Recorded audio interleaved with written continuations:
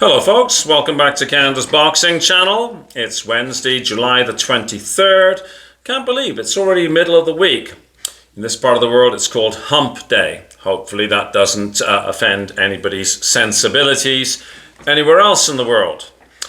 A few things. I hope that people had an opportunity to check out Julian McGowan and myself having Coach's Corner yesterday. Julian did an excellent job of breaking down aspects of the Oleksandr Usyk Daniel Dubois fight. Certainly good to hear from somebody who actually knows what it's like to work a corner and of course to have trained boxers to a very, very high level. So if you've not had an opportunity, maybe consider checking that out. A couple of things working on this week is a historical look back. I'm hoping to take a look back to the career of Ernie Terrell, who famously fought Muhammad Ali in the What's My Name fight. So that hopefully will be interesting, certainly interesting for me to do. And the other thing that I'm looking at is culling a bunch of questions that have appeared either via email or in the comments section, and answering those questions by way of a video. I did one almost exactly a month ago, so maybe it's time to do another one as well. Right, to boxing. British boxing news other than concerning Daniel Dubois. The undisputed heavyweight championship of the world last Saturday kind of sucked all the oxygen out of the room, so to speak. And so there were some other stories which, kind of went under the radar a little bit. You may have caught them, you may not. So I figured I would do a little synopsis of what's been happening in that sort of British boxing scene. And we may as well kick off with possibly the most ridiculous story, although there has been quite a few things worthy of ridicule of late. And this concerns Hamza Sheeraz, newly minted 168 pounder, who of course prevailed in really spectacular fashion in New York over Edgar Berlanga. Well, in a couple of days, I figure, after that fight, there were some allegations made. And I think they came initially from the spouse of Edgar, though I'm not exactly sure on that. I read it was from the spouse, but then I read it was from another source. So, take that with a grain of salt. But anyhow, the allegation was that Hamza Sheeraz's hand wraps were in some way loaded. And this meant that when Hamza Sheeraz clocked Edgar, it was, his heavier handed than normal, shall we say. A preposterous story that, of course, has been soundly rejected, not just by Hamza Sheeraz, but of course by Andy Lee, his trainer. And I say it's preposterous because, of course, the hand wrapping takes place under the auspices of whichever body is sanctioning it. In this case, it would have been the New York State Athletic Commission. So they've got a person there who's, eyes on, and there's a representative of the other team present as well. And this happens in fights, right? So, if you're getting your hands wrapped, in order to ensure there are no shenanigans, you will have an official, neutral observer from the sanctioning body. So in the UK, it would be the British Boxing Board of Control. In New York, it's the New York State Athletic Commission. And they're there to make sure that it's done properly, so that there's no, nefarious things going on.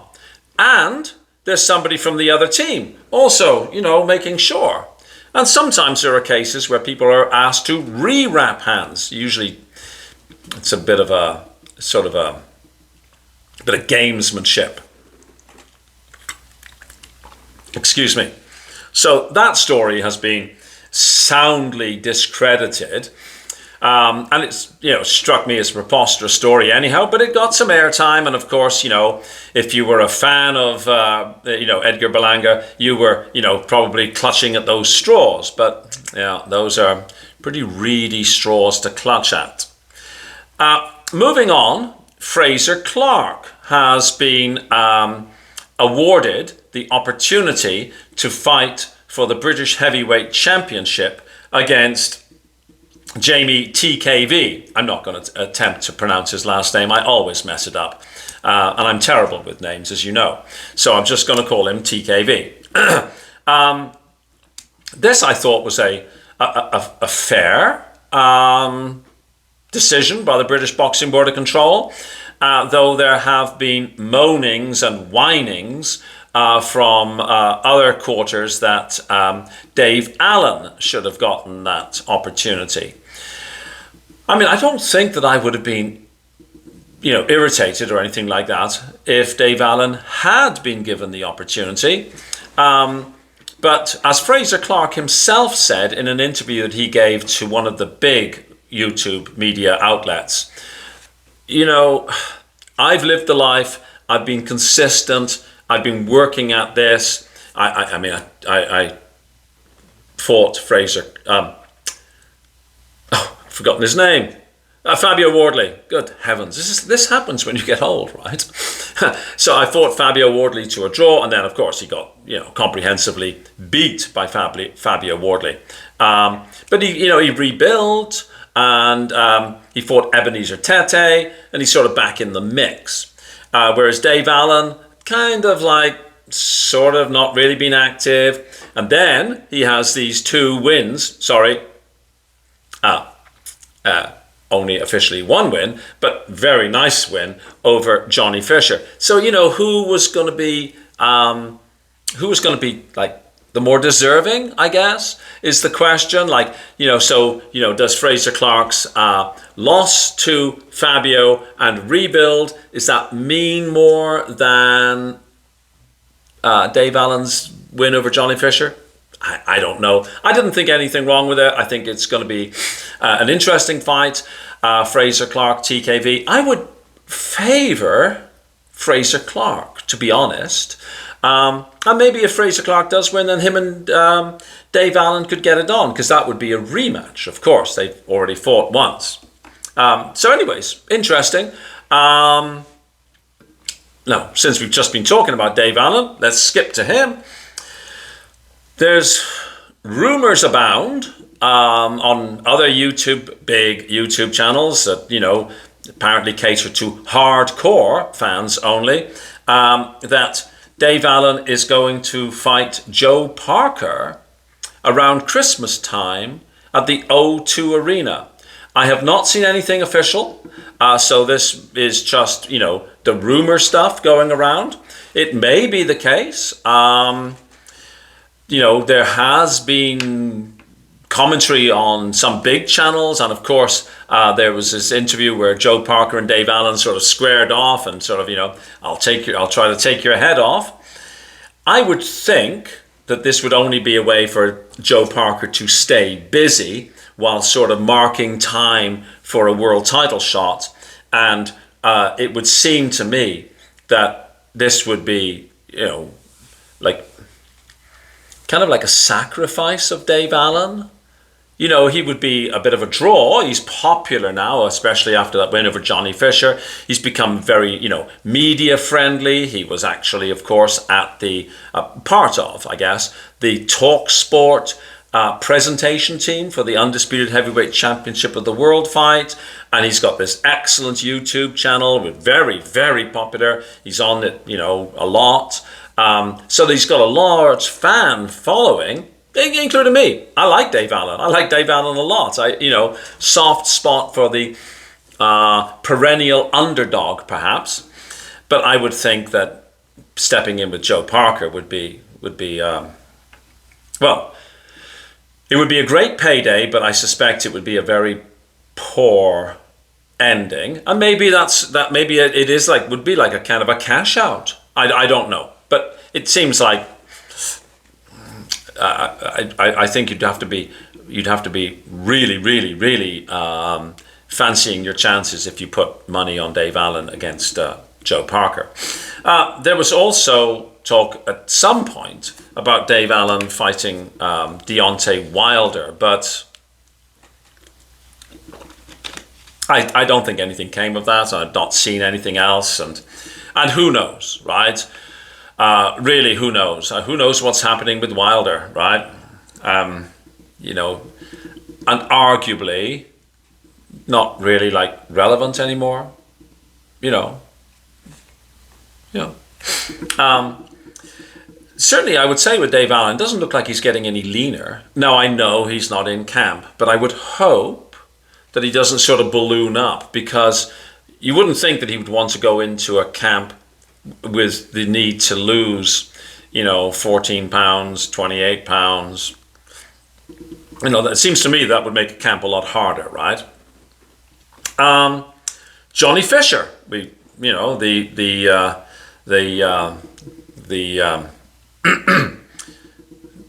guy who was very hyped, argued to be like the next coming, exposed by Dave Allen, put in too soon against a guy like Dave Allen, insufficient foundation, possibly reached his ceiling. Seems like a really nice young guy, to be perfectly honest. Former rugby player, educated guy, Essex Uni, I think.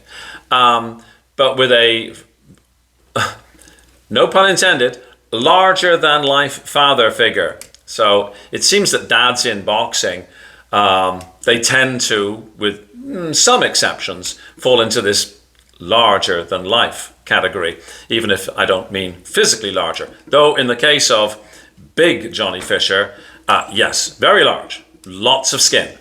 No shortage of skin in that Fisher household. Well, anyhow, Johnny Fisher has announced that he's left his longtime coach, Mark Tibbs. Apparently it was an amicable separation, though people always say that, don't they? Even if you're wearing a size 14 boot print in your arse, you always say, oh no, it was all for the best and it's all good and we're still friends. Who knows? Who else is he going to go to?